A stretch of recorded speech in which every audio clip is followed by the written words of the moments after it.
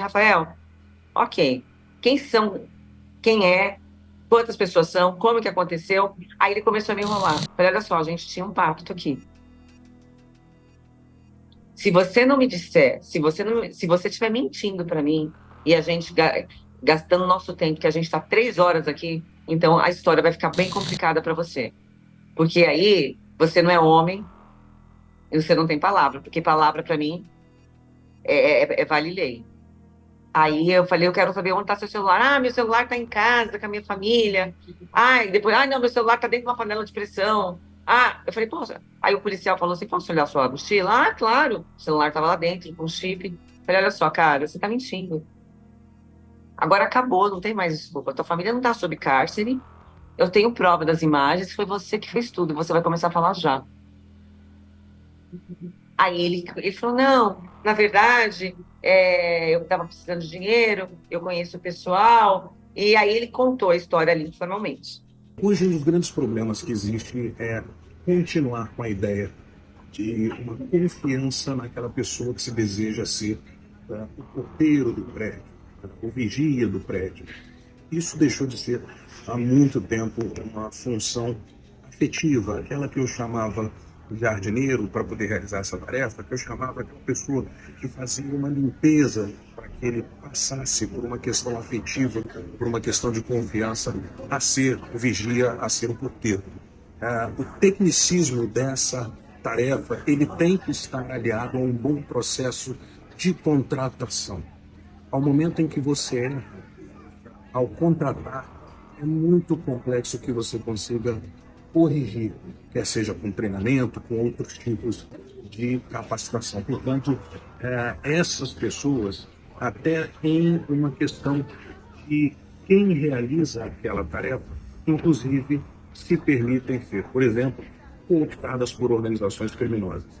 E isso só é evitado no momento que se entende que deve haver uma profissionalização daquela atividade laboral. Ali, né, houve a circunstância da participação de um porteiro, né?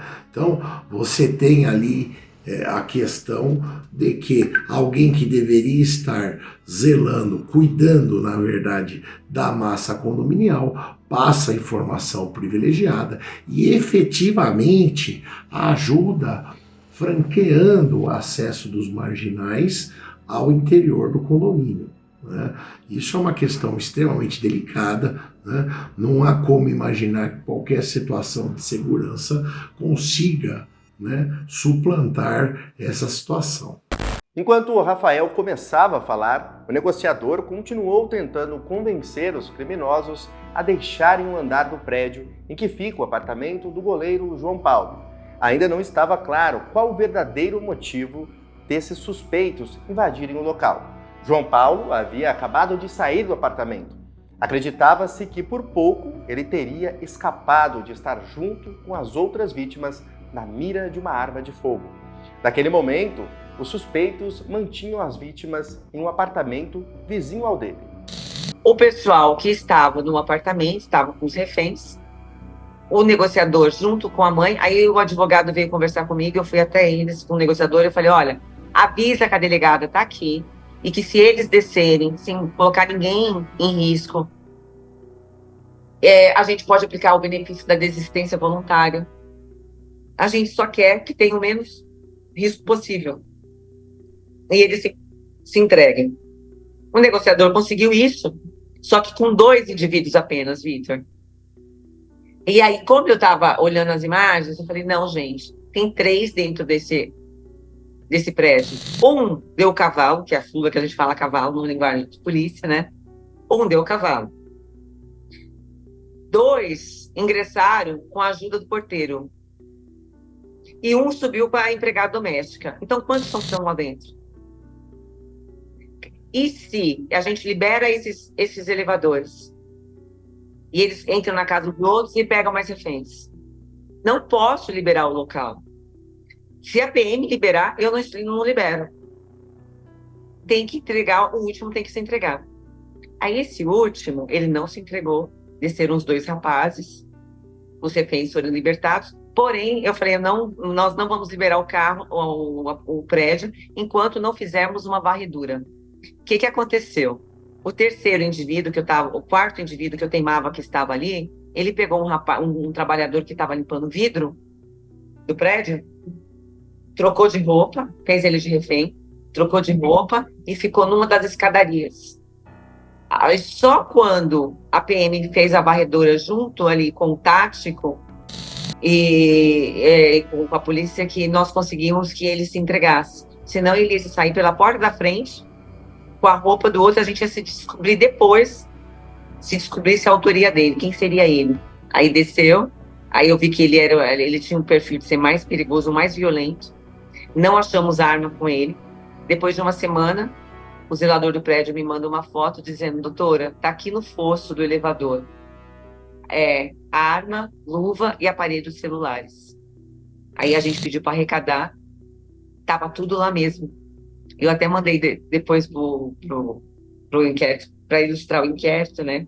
Porque assim, eram muitos indícios, não tinha como eles fazerem uma tentativa de um crime desse sem estar municiado.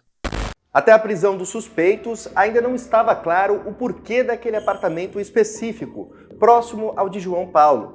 O que os criminosos queriam?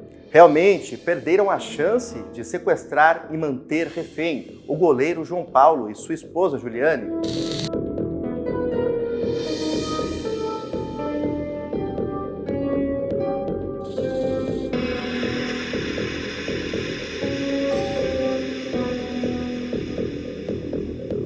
Nenhum deles, obviamente, nenhum contou exatamente como foi. Para eu conseguir provar o que efetivamente aconteceu, foi necessário ouvir testemunhas. Aí cheguei no João Paulo e na esposa. Como a casa deles ficaram fechada, e foram outras pessoas que foram vítimas, e contra essas vítimas o crime efetivamente não consumou, mas eu queria saber como que foi, como que se deu esse enredo, o que motivou, o que ali traçava aquele vínculo entre aquelas 5 pessoas. E aí que eu descobri que o Rafael, o porteiro,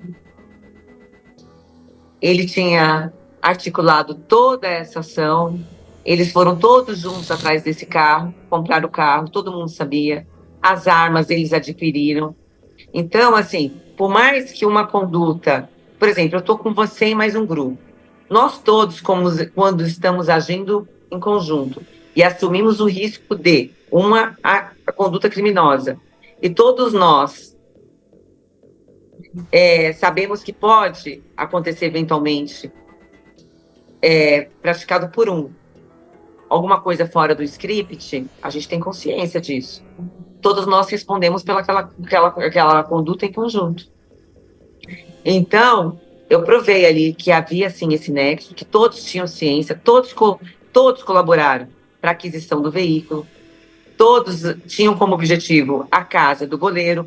Nem inicialmente eu achei que eles perderam o time na hora de pegar o goleiro e manter de refém. Na verdade, é uma coisa até meio óbvia. Como que você vai pegar uma pessoa de refém se ele é o detentor do dinheiro?